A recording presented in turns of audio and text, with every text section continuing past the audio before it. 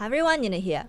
By now, everyone knows that there are bots in Marvel Snap. You see them quite a lot on ladder until you hit infinite, and up until recently, it wasn't rare to face them in conquest mode either. In this video, I will teach you how to recognize a bot and how to play against them to make sure you earn the most amount of cubes possible. Bots are actually super common in ranked mode up until infinite. I think from my 70 to 100 climb last season, 50% of my opponents were bots. And unless you play this game a lot, it might not be apparent when you're facing a bot, but there are sure ways of telling. The first hint that your opponent might be a bot is their avatar and name. Bot names used to be super obvious, usually one-word names like Callum or Milan or Carter. However, the names have now evolved and become more sophisticated, and now it's harder to tell simply by name whether someone is a bot or not. I've played against bots with names like Snagrgodi or Bazialzni and Home Mowies 10, and sometimes they're just named after Marvel characters like Storm or Nightcrawler. So it seems like the bot names are either super common human names, Marvel characters, or just random combinations of letters that make no sense. I mean, who's going to name themselves Ninon Road Owl? The avatar is the second thing that gives away a bot. Bots almost always use avatars of the base variant. I don't think I've ever played against a bot who had an avatar from a bundle or a season pass track. So you've looked at your opponent's avatar and name and you're starting to feel a bit sus. The next thing to look at is their deck. Whenever I see cards like Electra, Mantis, Blade, Angel, Okoye, Colossus, and Swarm played out for 2 energy, and Nakia, my bot senses start tingling. Bots didn't used to be able to play series 4 or 5 cards, but I think that changed recently. I'm pretty sure I faced a bot that played a Modok. The decks I see bots play the most are Discard Apocalypse, where they just play cards on curve and discard the important cards like Dracula or Mobius. Move decks, where they pretty much always play Heimdall on turn 6. Mr. Negative decks, which they almost always fail to play successfully. And bounce decks, which they also play horribly, like playing Falcon out when they have no 1-cost cards on board. Bots also love playing Daredevil, even though they don't need him at all. All bots can see what cards you played out and where before making their play.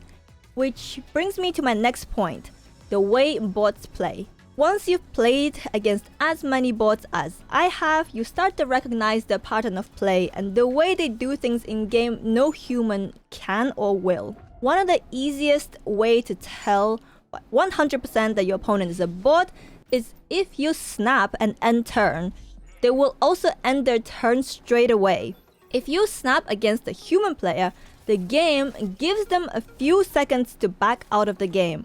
They will not be able to end their turn straight away, and if they had already ended their turn by the time you snapped, the game will also give them quite a few seconds to retreat. Only a bot can end turn as soon as you snap and end your turn. Bots also have unique snapping patterns. Most bots will snap you straight away as soon as turns 4, 5, or 6 start, if they're ahead in 2 locations or more. So if they're winning in 2 locations or more, they will snap, but only when the turn starts. If your opponent snaps in the middle or at the end of the turn, they are 100% not a bot. There are also bots who will snap on turn 1, but those are rarer than the later snapping bots. And speaking of being ahead on turn 6, most bots these days are very retreat happy.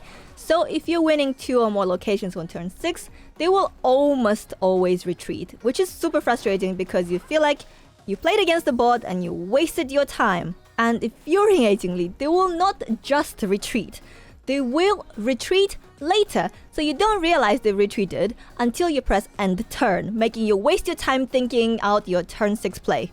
Another way bots always play is they try everything in their power to win initiative, meaning have more power in 2 locations, even if their play makes 0 sense.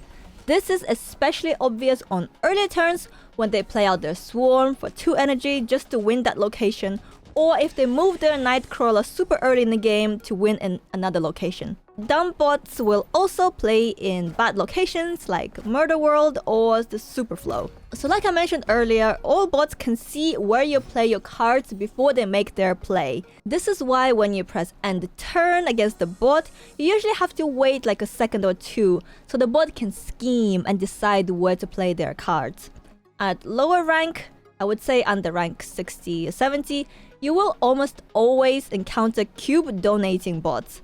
These bots can see where you play your cards, but they will play in a way that will let you win.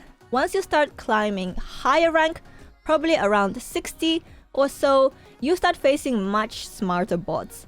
The rank I mentioned here is not set in stone, by the way.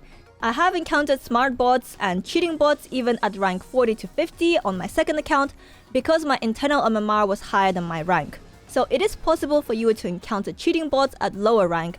Say if you've hit infinite rank before, but you dropped to rank 30 because you didn't play for 2 seasons, your internal MMR will still be high enough to face these cheating bots. These cheating bots will do everything in their power to beat your deck, and I'm pretty sure that some of the decks will even include a few counters to yours.